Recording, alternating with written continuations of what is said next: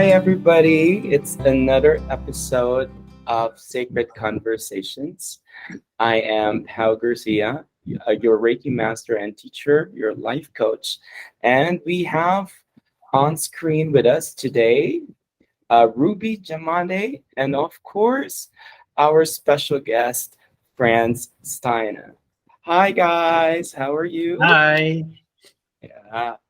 So let me Hi. introduce Frans. Frans is a co-founder of International House of Reiki and Shibumi International Reiki with Bronwyn Loganstein.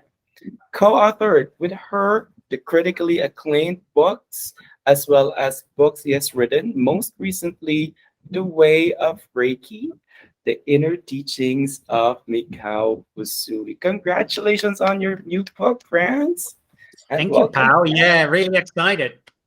Yeah, so that's the new book. Ruby's holding. It's so nice. It's a very nice book. I'm Thanks. excited to read it. You know, I've seen a lot of photos of the content, and it's really interesting. And following you, has really also deepened my Reiki practice. Yeah. So maybe for us to start, maybe you could tell us about the book, if you may. Yeah. So for me, the book is I've been now almost teaching 25 years and Wow. also practicing 25 years. And for me, practicing is not just doing hands-on healing and then maybe falling asleep, but practicing is actually really contemplating and chanting the precepts in Japanese, then also doing the meditation practices like Joshin Kokyo, etc., working with the symbols and mantras, internalizing it, reju, all of these elements. And so, yeah, for me, this book is really almost, I wouldn't say the pinnacle of my practice because we can always go further, but it's definitely an accumulation of my own personal practice. And since 2012, I've been studying in Japan with a Japanese priest, who's really showing me also the more hidden layers of the system of Reiki and where Mikasui took a lot of these teachings from, because we can still see this today in the system of Japanese spiritual teachings. And so, yeah, so that is really where this book is coming from. Yeah. That's just very fantastic and very interesting. I noticed that while I've noticed that with one of the things that you've mentioned, correct me if I'm wrong, one of the things that you've mentioned is the five aspects of Reiki. Is that correct? Like Yeah, I the mean, we often say we practice Reiki, and then I say to someone, what does that mean? And most right. of the time they say hands-on healing, but there is so much more within the system of Reiki, and hands-on healing is a tiny, small element of that. And in fact, particularly hands-on healing on other people is really a byproduct of your own spiritual practice. And if we look at, for example, Shodan Reiki 1 or Okuden Reiki 2, then we see some very interesting teachings in there. So we see not just hands-on healing on ourselves, but we see also the precepts within it. And I think in a lot of teachings, the precepts are just kind of talked about and then put aside. But traditionally, the precepts are there to as a tool to help us to practice all the other teaching. So for example, when I do hands-on healing on myself and I get distracted by the TV or I'm falling asleep, then I'm not really in the concept of Shinshin Kaizen. So for example, within the precepts, we see Shinshin Kaizen means mind-body harmony or mind-body improvement.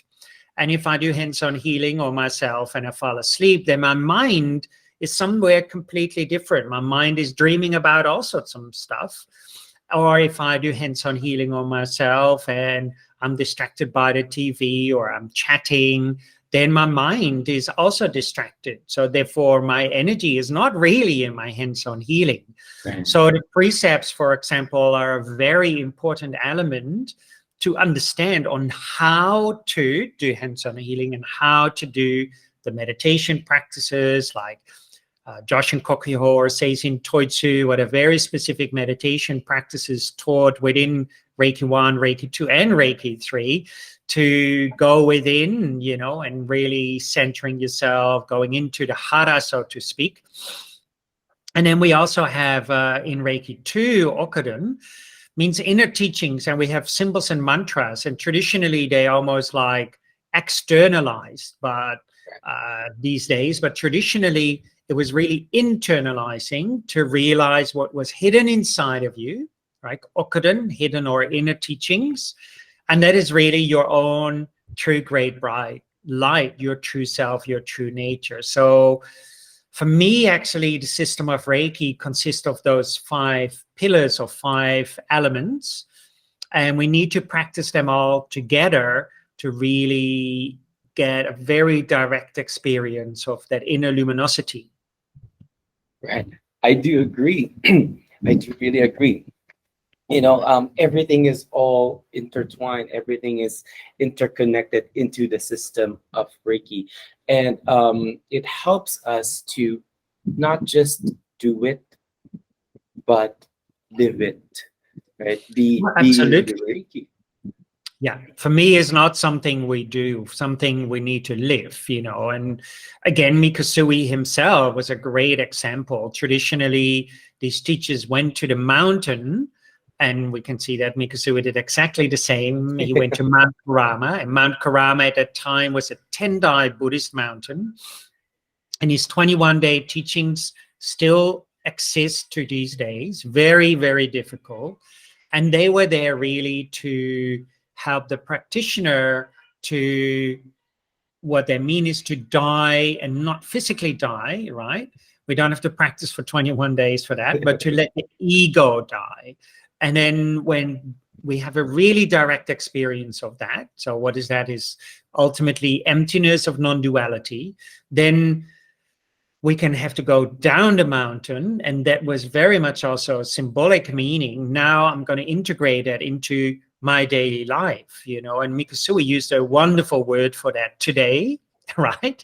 And it means really in Japanese Zen and in Tendai Buddhism, it means right now in every action we do, we integrate the practice. And therefore, when we look at it from that perspective already, we also see it's not just hands-on healing, because I cannot do hands-on healing on myself all day. I can also not do hands-on healing on other people all day, but there is something I can do all day long. And that is the most important element, what Mikasui really pointed out. Right. I agree. And one of the things that I like to ask is that, you know, in some other Reiki classes, you know, they stress out the importance of doing the hands-on healing for 21 days. And it somehow, I find it somehow that not really jarring on what's the right term, but it feels to me that it's somehow dry, or there is a deeper meaning or essence to it, and how you explain it is what it is. How would, if there is one thing or a tip that you probably can, you know, share with us as to how we transition to that, into, you know, living in the Reiki way, the practice, the right way of embodying all of the system of Reiki. Yeah, I mean, it is not easy, of course, and this is why Mikasui very specifically placed these practices, self-practices, right, for self-awakening within the system of Reiki. And it's not just 21 days. You know, I read somewhere the other day, and it said, someone said, oh, I just mastered this kind of branch of Reiki. What do I do now? And I go like, I wrote back and I said, you know, really ask yourself, have you mastered the precepts in all you do in your daily life? Is there absolutely no anger anymore, no worry? You know, are you completely grateful? Are you true to your way and your being, and are being compassionate to yourself and others? And if we look at the precepts from a Japanese viewpoint, then we can see that Mikasui pointed out to non-duality or emptiness. And of course, we haven't mastered that yet, so keep Yeah. practicing, right? So we have Yeah. to also be brutally honest with ourselves. You know, and it's a sad story what I'm going to tell, and I don't want to tell it, but not so long ago I met a Reiki between brackets master, and the way this person reacted was just with so almost like I was the competition. There was no kindness, no love. And I go like, wow, I mean, you're showing me actually that you're not embodying these teachings. You might talk about it, but there is no embodiment. It's dry. It's just dry stuff. And when we start to embody it, it becomes juicy. It becomes alive. We can see it within the person.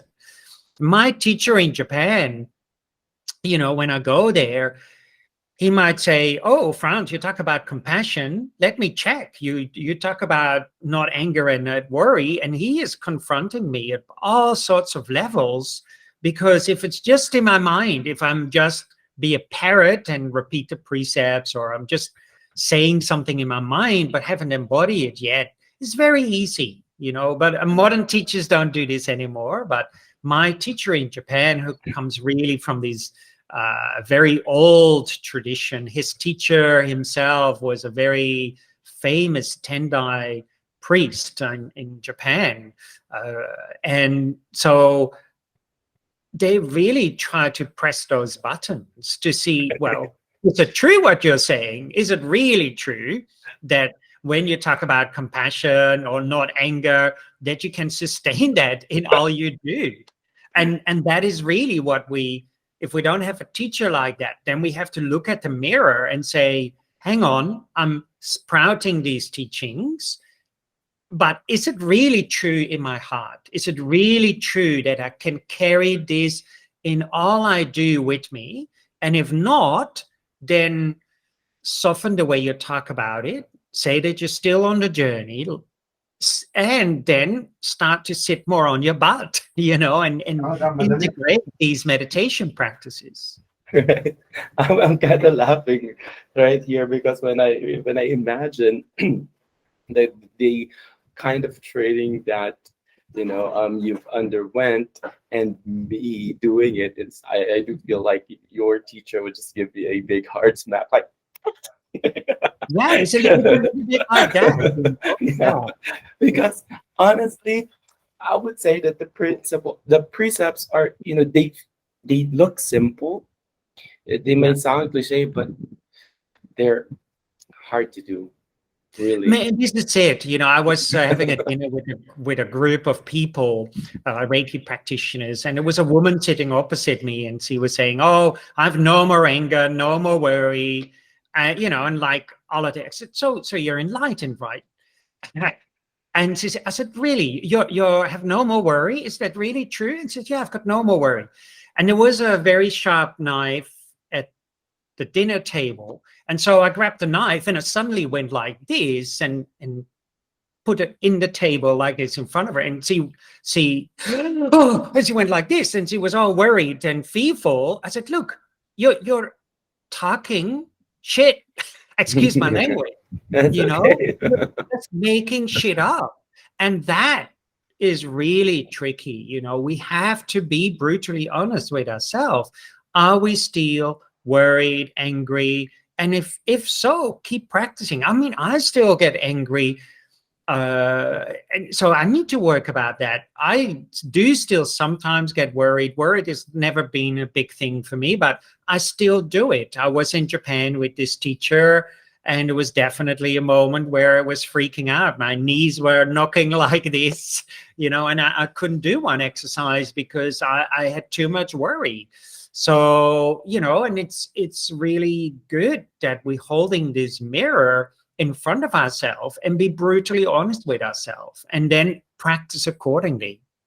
Right, right. That that's actually true. If I may share, with what I've read about the system of Reiki, just to connect it, that in the symbols, like how we learned it, right? The symbols can or becomes like a room in the Yeah, medicine Buddha mandala where you are confronted by these deities, right? yeah, These angels and these probably demons of your own, as your own teaching.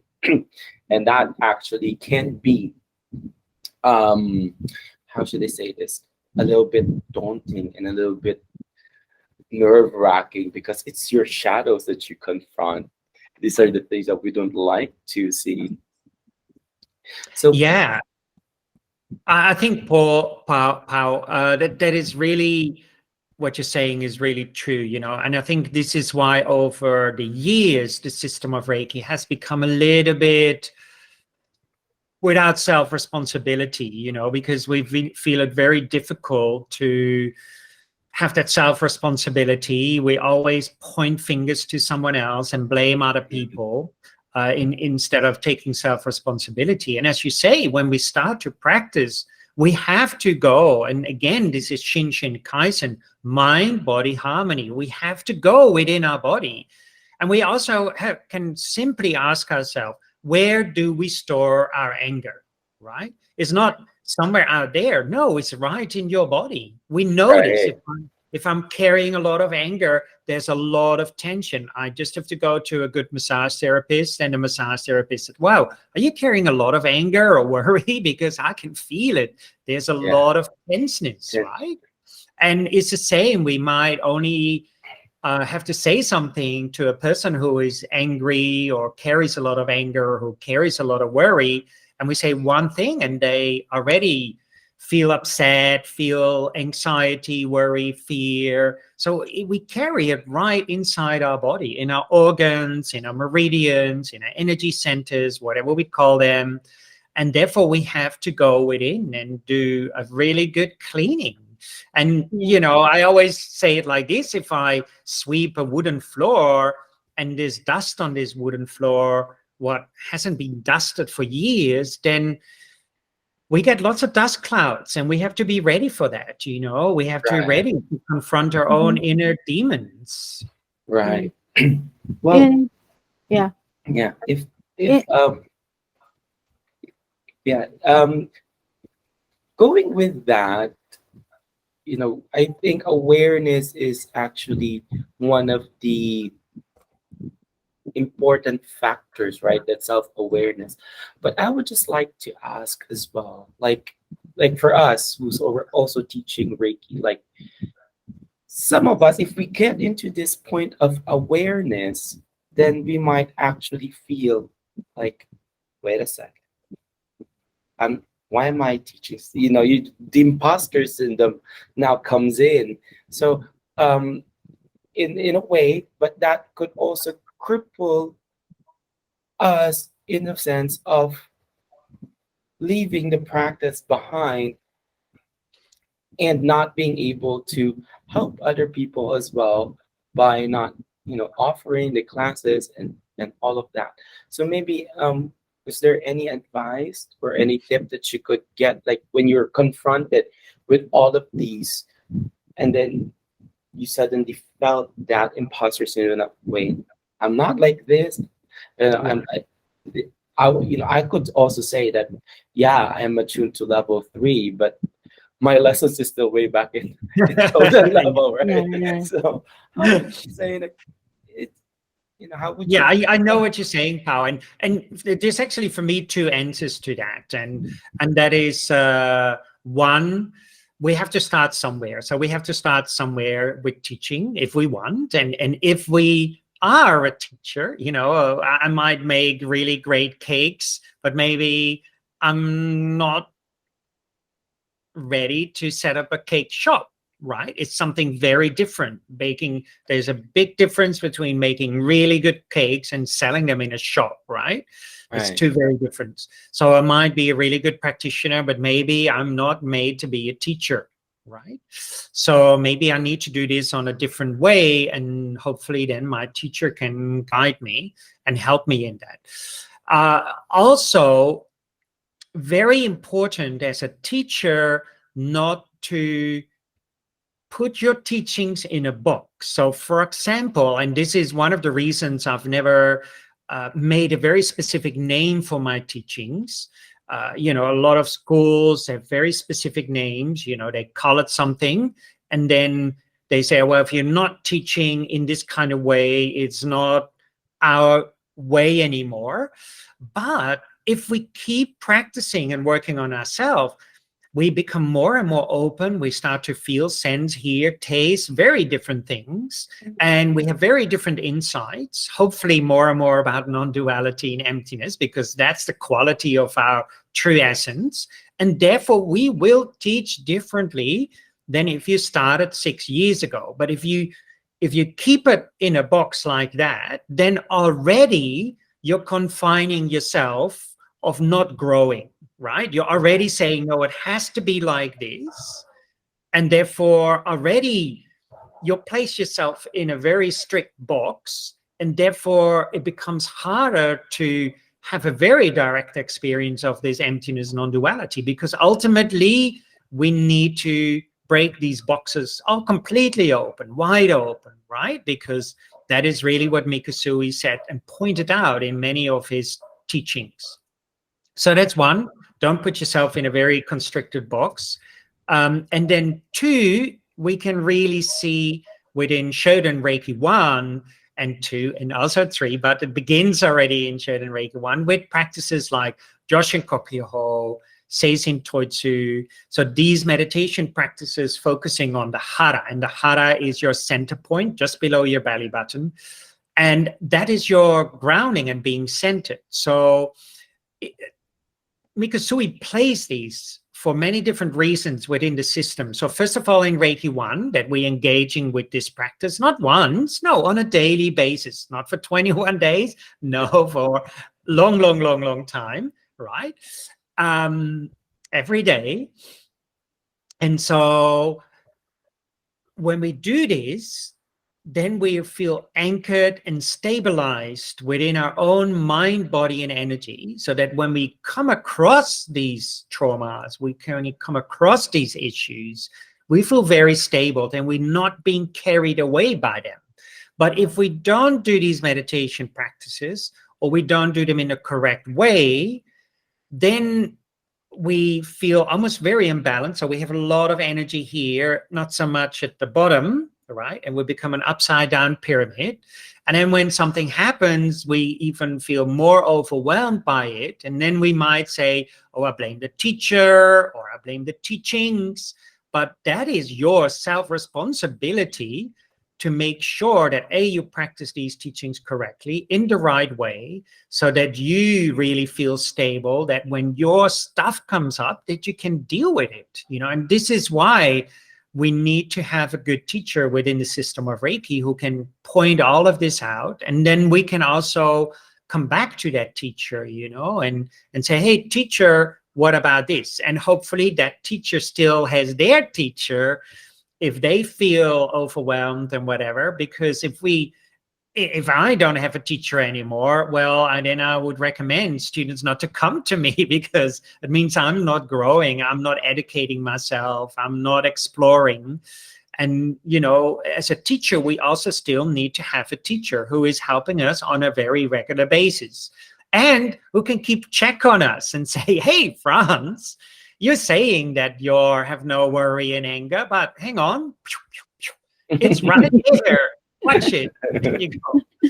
Okay, you're right, right? So therefore, it's also our teachers are there, and therefore teaching also is, and teachers are not just my teachers, but daily life, you know. If daily life throws you shit or all sorts of stuff, and we keep pointing fingers to daily life instead of taking self-responsibility and look at ourselves and say, oh, that was a great lesson. I did get angry, but now what can I do if a situation like this happens again?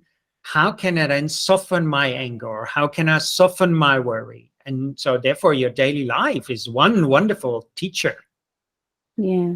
Yeah. Oh, in line with what you're saying, Franz, I've noticed that in most of your writings, in your books, you stressed about the kanji of Reiki. Let me quote it: the essence of kanji of Reiki, and what Mikao Yeah, Usuhi was pointing out for us and yeah, to learn. So, can you tell us more about, like, when you said, when you particularly say that you personally like inconceivable spiritual ability of the mind? yeah. Can So, you? when Mikasui and all of these good teachers, they took very specific elements and used very specific words to educate us. So we think Reiki, oh, universal energy, and that's it. But there's many hidden layers to that, right? From outer to inner to almost secret, yeah, inner layers. And secret doesn't mean you never know it, but you have to practice for that to really access that. And so, for example, the kanji of Reiki already is very profound. We can see that it's all about the mind and integrated with the body. Then also we see that the kanji, for example, Rei, means traditionally a shaman praying for rain. It's not the wet rain. No, it is the universal rain. It's the rain what is falling down 24 hours a day, right? If I ask you to touch the universe, we don't have to do anything, right? We cannot say, now I'm in the universe and I'm not, right? Impossible. So therefore, Reiki is always there, 24 hours a day. But nowadays we say, oh, now it's on, now it's not. Now it's on, now it's not. Now it's working, now it's not. Now it's working, now it's not. And so we constantly in this dual shit, right? And we know that duality is the cause of all our problems.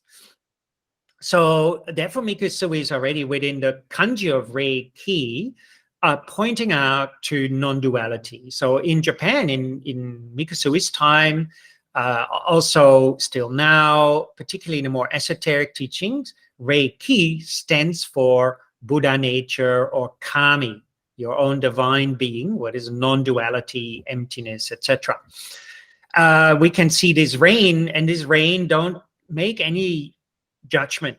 Right now we say you need to receive this and you need to receive that, and I need to receive this, and etc., etc. But the rain, if it falls here in the park, is not making any judgments. It doesn't say to the big tree, you need that, and to the little tree, you get one drop, and to the medium tree, you get the bucket, right? The rain is just raining. Because when we can just let it rain, we can let completely go. Because as soon as I say, Pau need to receive this, you need to receive that, Betty need to receive this, Franz need to receive this, I'm making a judgment, Right. right? And where does its judgment come from? From the I, from the ego, right? And we can say, oh no, but this is a clear channeled message or whatever, but it's still coming to that space, right? So we have to be very, very careful of that. Mm. And then, therefore, the more we judge, the more our energy is also infused with judgment. So just let it rain. And so there's many of these elements in the kanji of the word Reiki. But same if we look at the mantras in Okuden, very specific hidden teachings, right? We can translate it, of course, very easily, right? Same with the Reiki 3 symbol and mantra. We can translate it really easy. But again, there's many different hidden teachings within it. Same within the precepts, for example, same within hands-on healing traditionally, same within the meditation practices, lots of hidden meanings. And that is we need to find a good teacher who can point that out. And B, the most secret hidden teachings is what comes through embodying the practice. Then we can, oh, now that makes sense, right? Then everything starts to fall in place. I love that what you said. No judgment. That really rang a lot of something with me. But just my question here is, in one of the practice when we practice scanning, right? If we, the bios, and when we look at it, it feels to me that if we're gonna look at, oh, this chakra needs this and this chakra, and that feels to me like it's judgment. Like, how do we practice non-judgment if we are about to do the bios and Yeah, I think Biosen has been very misunderstood, right? The word actually, what we feel is called hibiki, and hibiki means echo. Now we already know if I'm in a valley and I say hello, and the echo comes back, hello, and I start to talk to the echo, it doesn't make sense, right? It's already saying this is a little bit crazy, true? So therefore, they use the word echo to say, don't get distracted by the hibiki. Don't label it. If you label it, it's like you're talking to an echo and thinking that someone is talking to you. So this is why, again, we need to understand that when we look at these words, hibiki, and we say, oh, I'm feeling a hibiki, this means this. You're actually trying to interact with an echo which is empty in nature, right? And therefore is not really how it should be. So therefore, we have to really understand why so we use those words, why he used very specific teachings, because they were all indications on how to practice. So now, for example, some people say, oh, when we feel heat, this means this. When we feel cold, this means that. But here I'm drinking a cup of tea. I can drink a very hot cup of tea. Another person said, that is too hot, right? What is hot for one person might not be hot for the other person. What might be cold for one person might not be cold for the other person. So by simply looking at the concept of hot and cold, then we already see that when we label it, it doesn't make sense. Because if I say it's really cold and I need to put sweaters on and a hat and gloves, and the other person says, well, it's not so cold at all, for me it's quite warm, then already we know that it's just one person's viewpoint, right? Is not everybody's viewpoint, right? So therefore we cannot label it, because then we're just copying one person's viewpoint. It's impossible. Therefore, hibiki means echo, means it's empty in nature. Don't get distracted with it. So scanning really is like you put your hands in the river of this person. Each person is different, has a different river. Don't judge it, don't label it, and let your just hand go with the flow of that river. Now, in Reiki 1, we learn very specific hand positions, right? And therefore in Reiki 2, when we use the more scanning element, is just there to let go of the very specific hand positions, to soften it, to go more with the flow, with each individual flow, without labeling and judging it, right? So nowadays we go, I was at a class, and it was a very big sliding door. And this one lady was doing some hands-on healing. Said, oh, I could really feel that this chakra is closed. Huh? And then I said, yeah, but what does open mean? Right? Is the like, if this is the door, is open this open, or this open, or this open, or that open? What does it mean? And I look here out of my window, and there's a bridge, right? So there's a waterway, and here's the bridge. And here I'm when I walk for the bridge. And then the bridge goes open, right? Right. But at the same time, the bridge is also closed because I can't go through it, Right.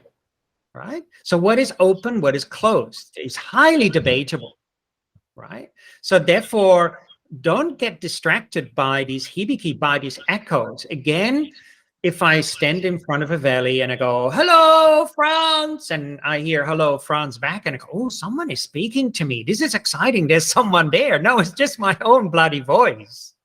Don't get distracted by it. It's empty in nature. We cannot hold on to it. And again, when we look at these teachings on Tendai Buddhism, for example, they have a lot of these teachings about it's an echo, right? That life is an echo, feelings are an echo, sensations are an echo. And what they mean by that is empty in nature. So again, Mikasui trained on a Tendai Buddhist mountain. So where Tendai Buddhist lay monks and people were practicing. So therefore, we have to look at also the heritage of this, right? Right. So it's interesting for me when you say these are echoes. Yeah. It's a very nice concept. And when you just, if I heard you right, there could be some echoes there, but it's not for us to like, yeah, it should be like this, it should be like that. Just allow the Reiki to do its thing. Absolutely. It just knows what it needs to do. Yeah. I mean, this is why, again, for example, one of the symbols in Reiki 2 is linked to Amida Buddha. Amida stands for infinite light. Infinite light means no beginning, no end. So this infinite light is a metaphor also for a mind, infinite mind, no beginning, no end. Now, as soon as I get distracted, so just let's use a metaphor that this infinite mind, right, what Mikasui pointed out, is like the sky, like space. Now, the sky is not getting distracted by a fluffy cloud or a dark cloud or a rainbow or a unicorn flying through the sky, or, yeah, the sky is wide open, because as soon as the sky is focusing on this one cloud, it's already contracted.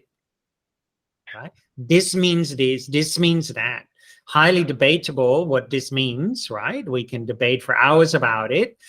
And then, therefore, when we go like this, then my energy also goes like this. It's not wide open anymore. So when we want to be really free and let it flow, infinite mind. So therefore, stay in this wide open space. Don't contract into labeling, judging, analyzing, because that really comes from our ego. We want to do things. We want to interpret things, right? We want to focus, oh, this is a bad cloud. This is a good cloud. This is a wonderful unicorn. Oh, this is a scary monster flying in the sky. But this is just being, and this is really what Mikasui pointed out in many of his teachings when we look very clearly and deeply in these symbols and mantras. Also, we can see it very clearly within the precepts. We can see it very clearly in these meditation practices like Joshin Kokyo, Seisin Toitsu, concentration practice, right? So if I'm already distracted by what I'm feeling and sensing, am I concentrated or not? No, you're not concentrated. You're already distracted.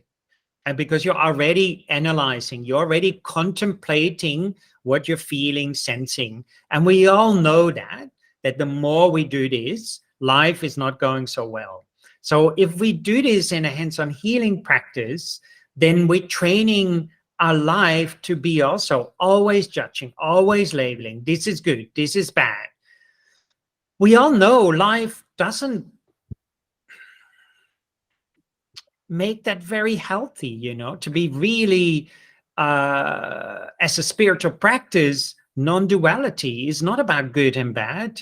but it's about beyond that. And this is really what Mikasui pointed out, and it's very important to realize if we really want to see the system as a self-awakening practice, as a spiritual practice. And therefore, I come back to your question beforehand that, inconceivable spiritual mind or ability of the mind. And why is it inconceivable? Because we cannot describe it. We cannot describe something what is non-dual in nature. Very, very difficult. In Taoism, they have this great sentence: if you can describe the Tao, it's not the Tao. So therefore, also, if you can describe what we feel and sense, is not really Reiki. It is our confused mind talking. And therefore, if I want to see my hands-on healing on myself and on other people as a training ground for bettering my life, then do these practices from a non-dual viewpoint.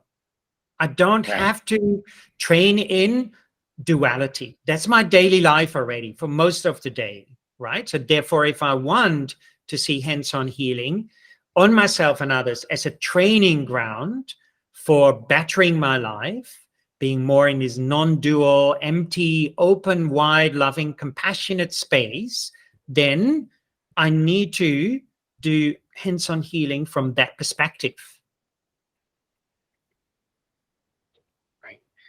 Wow. Okay. Yeah. That is The Anshin Ritsumei. The peace of mind. It's not easy, and we have to really think about it. Like I always say, our whole life is steeped in duality. This is good, this is bad. So if we look, for example, already at Mikasui using show compassion to yourself and others, it is a compassion what comes from emptiness and non-duality. And why? Because compassion to yourself and others means to everything, right? But now, for most of us, we say, oh, I'm compassionate, but that's not true, because that compassion changes to circumstances, right? I'm compassionate now to you, but not to you because you're my competitor. Or I'm going to be kind to you, but not to you because last week you said this to me and I don't like it. Or I'm going to be compassionate to Pao and for a week, and then Pao says something and now I'm not going to be compassionate anymore. That's a compassion what changes. Why? Because it's based on duality. But true compassion, what Mikasui pointed out, is based on non-duality. It doesn't change according to circumstances. And that is something very important to realize and embody. And this is really when we then realize what we've been talking about, that it is a way of life. It's a way of living. And that it really is what I'm trying to point out in my new book, The Way of Reiki, the inner teachings of Mikasui, in many different layers. Because if we really want to have a healthy, kind, loving world, then just hands-on healing is not enough. We have to go deeper than that. We have to really go deeper than that. Yeah. The book is really, really interesting. Talking to you in this way, we learned a lot, and it's really, really deep. I know that there is also so much, so much, so much more. A lot of things, a lot of impactful and life altering practices in that book. So I'm really, really grateful for this experience. Thanks. Thank you. So that is the way of Reiki. Yeah, I would love to have that. Yeah. You should read the review of the book of France. France bring to the one at the life. back. It says here that France brings to life the Reiki precepts, both as the core of the system and its ultimate goal to embody them. He unlocks the hidden meanings of the Reiki kanji and symbols so they become more than tools. By Natalie Jaspar. Good. So yeah, so it's they would say that Reiki is simple but hard. Yeah, Mm. Lots of it's discipline. simple and very complicated, very deep, and again, sometimes I think we simplify it too much. Sometimes I hear, oh, we just surrender. But, surrender again is true surrender means being in this mind body energy of non-duality emptiness. It's not something where we just, oh, now I'm surrendering. Again, we can easily test it, right? Are we getting angry, worried, fearful? Right. Are we in that state of compassion what doesn't change? And this is why it's again so important as a practitioner, as a teacher, and ultimately we are all practitioners and teachers because we always teach people the way we interact with them on a daily basis. We also when we interact with kind of practitioners of life. And therefore, it's very important that we hold a very clear, not a dusty one, but a very clear mirror in front of ourselves and say, how is my practice going? Am I still indeed having anger and worry? Is my compassion changing all the time, or is it equally any situation, no matter what happens? And here we can really ask ourselves these questions. And this is one of the reasons also Mikasui put these precepts into his system to say, hey, you practitioner, can we embody this? And are you embodying this? And if not, take an action to embody it. Go and sit on your butt and do the practices. That's true. Yeah, so that's why when somebody would say like, "Oh, so how do you do Reiki?" Like you explain like, like hands-on healing, and they would take it so lightly, Yeah. and it's just like, oh, it's not really that. It's simple, but it's hard. Yeah. Takes a lot of discipline and practice. Yeah. Yeah. And I think with its simplicity, that also makes it profound. Yes. Absolutely. I mean, we can see at all these old traditional spiritual teachings when you come really to the essence of it, that simplicity is very, very profound. Yeah, Yeah. life changing, and therefore, are we ready to change that lifestyle? Yeah. Yeah. So, I remember something from your A to Z, the Reiki source book. Yeah. You tackle there a portion about climate change, global Mhm. warming. Yeah. Uh, and you said something about like you really have to change yourself. So that's also where the precepts would come in. Yeah. I mean, we're not solid self-contained identities. If imagine if one angry person walks in the room, often if say there's 5 people here, so, oh, that person is really angry, I can feel it. Now imagine 1 billion angry people in the Mhm. world, right? Very simple. What effect will this have on the rest? What effect will this have on the weather? What Yeah. effect will this have on the planet? And we go like, yeah, on the weather? What is strange? Well, if the weather can have an effect on you, then you will have an effect on the weather. I mean, it's never a one-way street, right? If you Mhm. Right. kept saying, oh, the moon is affecting me, and the rain is affecting me, or the cold is affecting me, then it's also the other way around, right? Yeah. Again, that interconnectedness, non-duality is not a one-way street. So Mhm. if I feel more and more compassionate and kind, so this is when, for example, in a lot of uh, take, for example, Christianity, heaven on earth. Right? It says it already, right here on earth. It's not there, it's not in heaven somewhere. Then it would say heaven in heaven. No, heaven or peace, love, and kindness right on this world, in your body. And imagine if we all start to do this, we'll be a very, very different world. And again, Mikasui is talking about exactly the same thing, because when we look at the precepts, what means also instructions, then we can see that it's all about the mind. Doesn't say anything about hands-on healing, but it says about a very specific state of mind. Whew. Oh, A lot to take in. A lot to take it's in. true. And it has been said like decades ago, years ago, Yeah. but then people hasn't really learned in a way, hasn't embodied, as you were saying.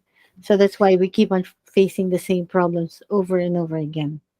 Yeah, because we started to see, I think, a long time already, a lot of things externally from ourselves, no self-responsibility. And, for example, within the system of Reiki, Mrs. Takada, she talked already that Reiki lies within your stomach, a few inches below your navel, that we have to concentrate and meditate. That's already, she wrote that in the 1930s in her diary. Then also there is recordings of Mrs. Takada, according to John Harvey Gray in his book, where Mrs. Takada went to Japan, met with Japanese Reiki teachers there. And she said it was very complicated. It took years and years of training, and it was interwoven with Japanese spiritual traditions. So, it's just like yoga these days. You only have to go to Instagram and you look up yoga. It's become more acrobatics, right? Is feed away completely from a self-awakening practice. And we see the same, unfortunately, happen with Reiki, some other practices. And then we wonder why it's not working, right? Yeah. So therefore, again, this is one of the reasons I would like to steer it back to really that self-responsibility, self-awakening. You are responsible for peace in the world. I cannot have peace in the world if I don't have peace within myself. It's impossible. If my compassion is constantly changing according to circumstances, then everybody's compassion is changing according to circumstances, and therefore it's really difficult to have peace in the world. I need to rediscover my true nature, that essence, and within that essence there is true compassion, what doesn't change according to circumstances. Then we can really start to have peace slowly in the world. And that is ultimately what Mikasui was pointing out, and what is so essential these days. We only have to look around us. We only have to open the window and listen to what is happening in the world today. Yeah. So you're actually also saying that as Reiki practitioners and Reiki master teacher, like the teachers also really have a responsibility with what they will awaken within their Oh, students. absolutely. Yeah. It's not just, and therefore the responsibility of a teacher is, if particularly they want to teach about spirituality, and these days many Reiki teachers say, I'm teaching spirituality, then your teachings have to come from non-duality, emptiness. Why? Because traditionally spirituality is about the embodiment of non-duality. No matter if we look at Christianity, Japanese spiritual practices, Taoism, Buddhism, etc., they all point towards the same thing.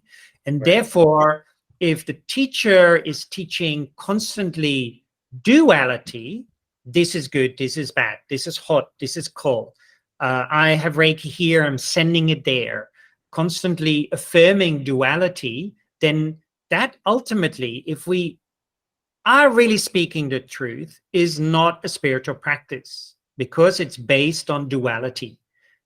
Like a true spiritual practice, no matter, again, if you look at old yoga teachings, old Christianity, old Buddhism, old Hinduism, old Taoism, yogic practices, it's all about non-duality. So therefore, our teachings need to come from that space as much as we can at this moment in time. Through then further development as the teacher or practitioner, then slowly we start to maybe have these very direct experiences of that.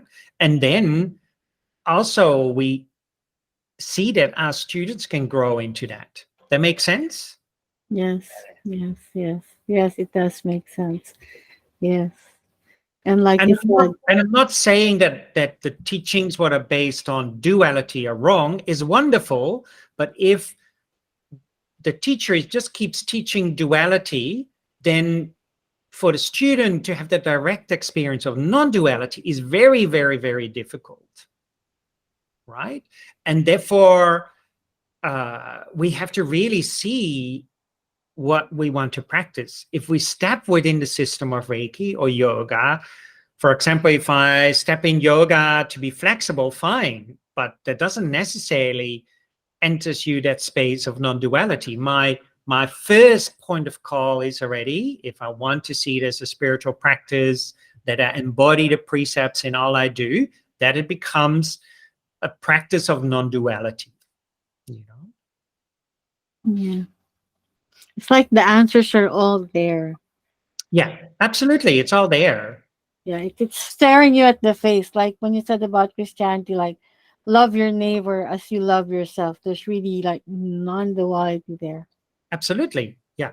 And again, look, when I look at, for example, again, I mentioned this already, the Reiki 2 symbol, what has a link to Amida, infinite light, no beginning, no end.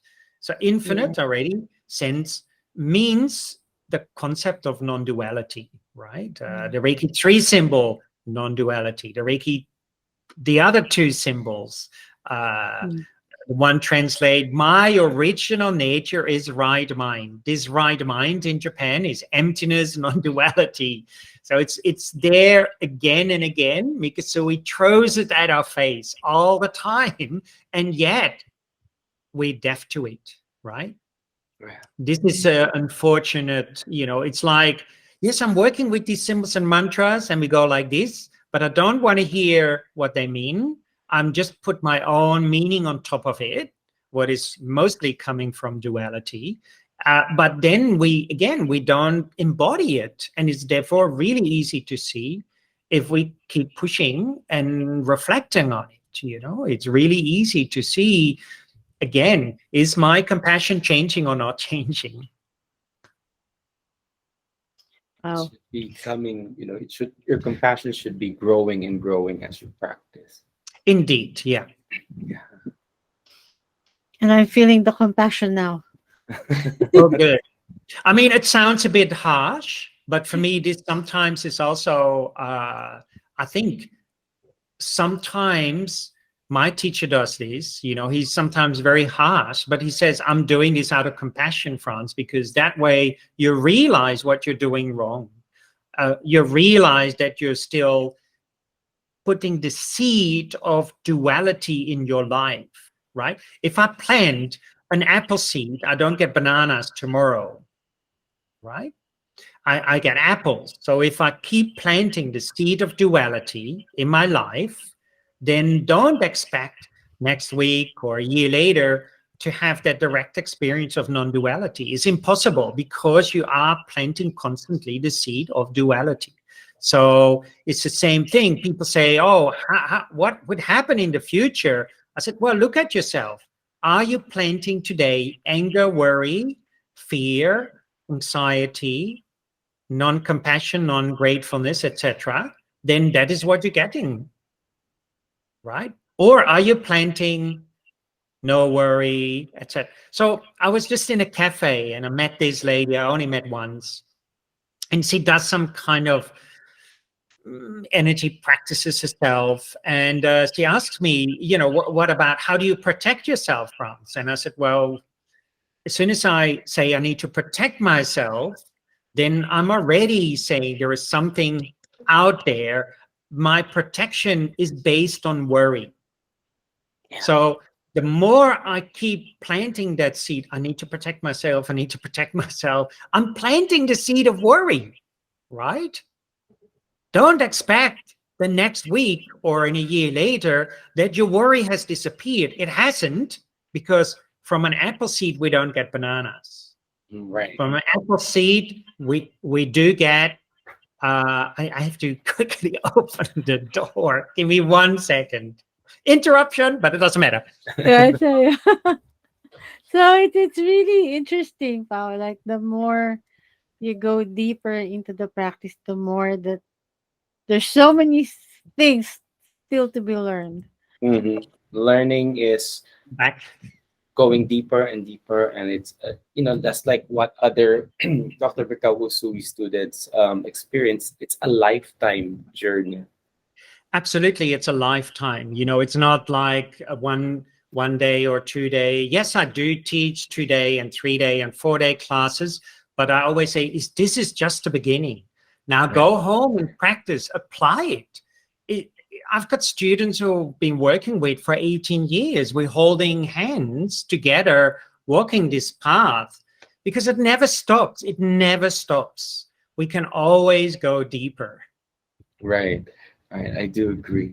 And it when you said as well that protection, Yeah, I it reminds me of my teacher, that says, if everything is love in this universe, everything is love. What do you need protection from? absolutely. Yeah. Right? Yeah. So therefore, that sense of protectedness is again, if we really again honestly look at ourselves, it comes from worry and fear. Right. I fear that I pick something up. I worry that I get something. So therefore, we keep planting that seed, not of love, but of worry. And Right. therefore, it's very important to ask yourself, what seed am I planting today? Right? Because that is what you're getting in the future. Mhm. And as your teacher says, is love what is then to protect, if you do it from love. But if we do it from ego, Mm. Yeah. then then it becomes difficult. Yes. So Mhm. therefore, again, we have to really look at our ego, at the I, the concept of the I. Right. Mm. Because again, we look at the precept. Who gets angry? I get angry. Who gets worried? I get worried. What if we realize there is no I? What if we realize that ego doesn't exist? Right. Mhm. Then there is no one home to get angry or worried. So this is also one of the more deeper teachings Mikasui was pointing out with it, the precepts. In Japan, actually, the word no or not, in a lot of these Japanese esoteric teachings, they use the word no and not to point to non-duality and emptiness. Yeah. So again, therefore, Mikasui used those words very specifically. Now we don't look at this anymore. We look at it from a Western perspective or a modern perspective, even in Japan. But when we look at it from the time of Mikasui, and when we look at it also from the more Japanese esoteric teachings, then we see what it really means. And this is so important. Again, I emphasize this a lot in my book, to really help people to understand it in a very deep level, and hopefully in simple language, because it's a tricky to describe this and to make it not convoluted with language or with words, but to keep it simple and to the point. Right. Right. Ooh. Yeah. It's a very, very, very wonderful and meaningful, deep and insightful um, conversation. Thank you, Franz. Thank you, Thank you Franz. so much, both of you. And yeah, thank you for inviting me. It's been great. And yeah, It's have a a wonderful day. 1 year anniversary of Sacred Conversation. Yay, that's so And quick. we hope that one day you can come and visit. I hope so too. Will be great. Mhm. Or we come and visit France, right? Also, We go to Holland. yay. I have to search for Saint Nick. You better not be on the naughty list. That's it. Hey, non-duality. All right. Good. Thank you. Thank you, Thank you so much. everybody. Once Thank you again, so much. Franz Stein and his book, The Way of Reiki. the inner teachings of Mikao Usui. And friends, where would they be able to get a copy of the book? Yeah, you can buy it on any good in online platform, book depository, Amazon, etc., or ask your local bookstore to order it for you. Yeah. Well, I hope they have it, and in time that I don't have to keep it at the back. Perfect. I can't wait to get mine. Thank you. Yeah, like we should request the local bookstore to have more international books. Yeah. Good plan. Yeah. Mm-hmm. And I And hope that we can yes, have like, the Franz Stein bundle, right? All of all oh of the yes, yes, books, yes. right? All of the And they collect. invite him for book signing. Yeah. Now that'd be even better. I'm on my way. Yes. So, for the Reiki practitioners who are watching, you can visit the International House of Reiki. They have a lot of web classes, uh, pre-recorded ones and current ones that would further deepen one's practice and learn a lot about the system of Reiki that simple but profound. Lots of discipline and lots of practice is required. So it takes a lot of guts. Good. Yes. And dedication. And Yes, a way of life. Yeah. It's a way of life. I guess like what Franz is saying is that, like, seeing Franz how he is, you would see how what Reiki is. right. Like how it Being is. just that So embodiment. yeah, I so last word from you, Franz, for our viewers that you want to say, Keep advice. practicing and do it out of love for yourself. self first. Self. That's it. Self. Thank you Thank so you much, so much. friend. Just Looking forward to seeing you again soon at Sacred Conversation. Wonderful. Thanks.